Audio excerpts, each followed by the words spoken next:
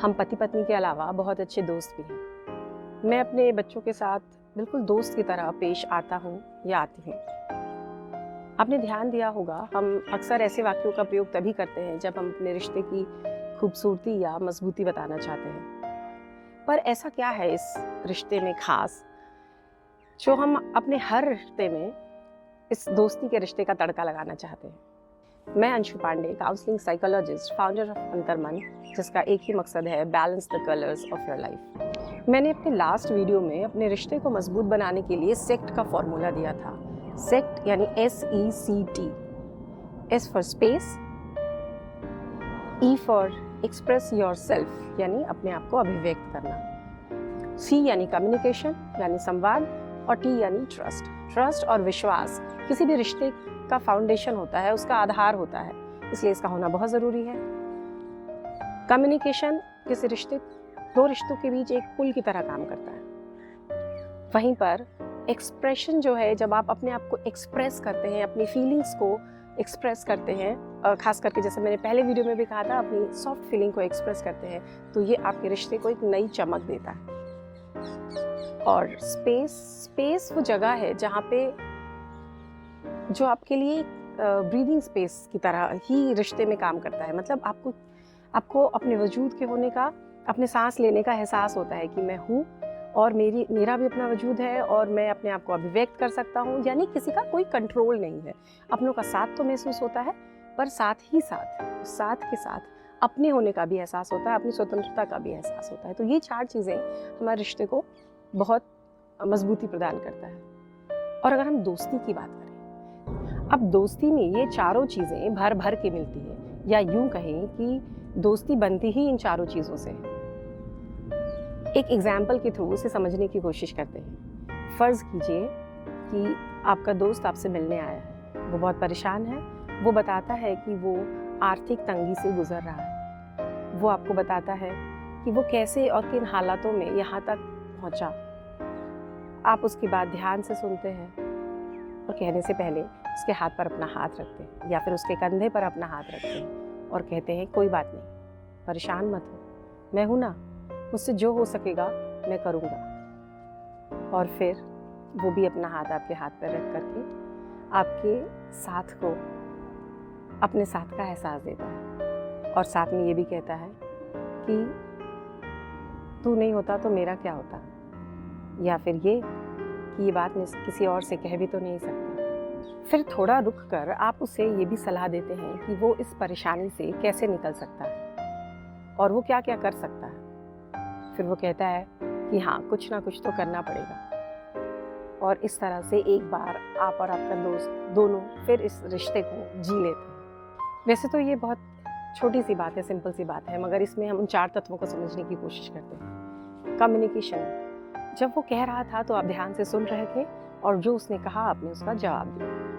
अब फ़र्ज़ कीजिए यही बात अगर आपके पार्टनर ने, आपके बच्चे ने कहा होता, तो उस समय क्या होता है, उस समय हमारे दिमाग में ये चलता रहता है कि कहीं ये इसलिए तो नहीं कहा जा रहा है कि जो मैंने डिमांड किया था या जो जिम्मेदारी थी उससे बचने के लिए, या फिर हमें ये लगता है कि ओह, मुझे पहले ही पता था, ऐसा तो होना ही था, मैं जानता था ऐसा होगा, मगर मेरी सुनता कौन है। और फिर आप ये सोचते हैं कि अच्छा, ये अपनी बात ख़त्म कर ले, फिर मैं इसे बताता हूँ। और फिर जब बात ख़त्म होती है, उसके बाद जो आप कहते हैं वो अक्सर व्यंग्यात्मक और उपदेशात्मक ही होता है। यानी जो कुछ भी निकलेगा, वो कुछ जो भी आप कहेंगे वो सरकास्टिक वे में ही होगा, या फिर ऐसा लगेगा कि आप कुछ उसको समझा रहे हैं, कुछ ज्ञान देने की कोशिश कर रहे हैं। और फिर उसकी तरफ से जो आता है वो क्या होता है, वो ये होता है कि तुमसे तो कहना ही बेकार है। तो आपने देखा कि कम्युनिकेशन गलत था, आपने गलत ढंग से जो वो कह रहा था वो सुनने की बजाय, उसमें उसका साथ देने की बजाय आपने उसको सरकास्टिकली बोला, तो कम्युनिकेशन गलत हुआ। इसके बाद जब वो एक्सप्रेशन हुआ, एक्सप्रेस उसने कैसे किया अपने आप को, चूंकि कम्युनिकेशन गलत था इसलिए वो चीज़ उसके पास गलत ढंग से पहुंची, और फिर उसने कैसे एक्सप्रेस किया, उसने ये कहा कि आपसे बोलने का तो कोई फ़ायदा ही नहीं है, और आपकी तरफ से भी यही एक्सप्रेस हुआ कि मेरी सुनता कौन है, तो आपसे बात करने का तो कोई फ़ायदा ही नहीं। तो चूंकि कम्युनिकेशन गलत था इसलिए एक्सप्रेस भी वो फिर गलत ढंग से हुआ तो चमक खत्म हो गई ना रिश्ते की वहाँ। इस तरह जहाँ हमने फ्रेंड को, जब अपने दोस्त को जब एक्सप्रेस किया था, अपनी बात एक्सप्रेस की थी, अपनी फीलिंग बताई थी, तो हमने कहा था परेशान मत हो, मैं हूँ ना। और उधर से भी आया था तू नहीं होता तो मैं क्या करता या मैं क्या करती। और जब रिश्ते में आ गई बात तो हमने क्या कहा कि मेरी सुनता ही कौन है और आपसे कहने का क्या फ़ायदा। ये गड़बड़ हम यहाँ पर कर देते हैं। अब बात आती है स्पेस की। जब हम स्पेस की बात करते हैं वहाँ पे हमने अपनी सलाह दी और उसके ऊपर छोड़ दिया, यानी अब डिसीजन उसको लेना है कि उसको क्या करना है।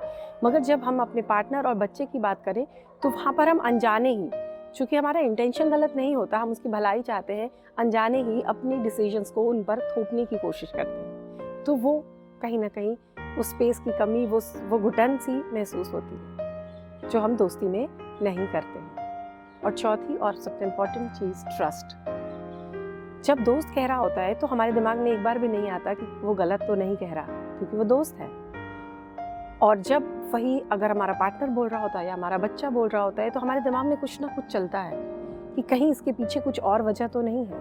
क्या मैंने उस दिन कहा था इस वजह से तो वो नहीं कर रहा, जो उसकी जिम्मेदारी थी उसको पूरा करने से वो बच रहा हो, या जो मैंने डिमांड किया था वो नहीं पूरा करना चाह रहा हो, इस वजह से वो ये बहाने बना रहा हो। तो ट्रस्ट, तो ये 4 चीज़ें कहीं ना कहीं हम अनजाने ही तोड़ते हैं और इस वजह से रिश्ते और दोस्ती में ये फ़र्क आ जाता है।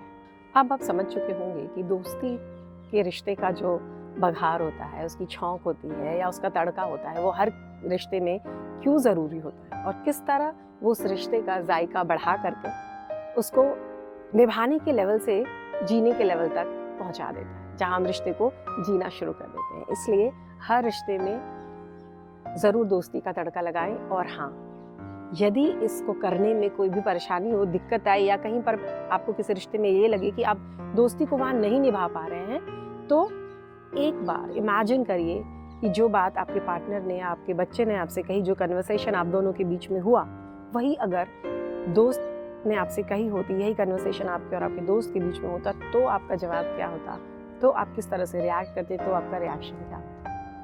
बस इतना सा करेंगे, सारी मुश्किल खुद ब खुद समाप्त हो जाएगी। ये ट्राइड एंड टेस्टेड है, ज़रूर एक बार कोशिश करके देखिएगा। और हाँ, रिश्ते को सुधारने में यदि फिर भी मुश्किल आती है तो किसी एक्सपर्ट की सलाह ज़रूर लें, और इसके लिए अंतर्मन हमेशा आपके साथ है। खुश रहें, स्वस्थ रहें।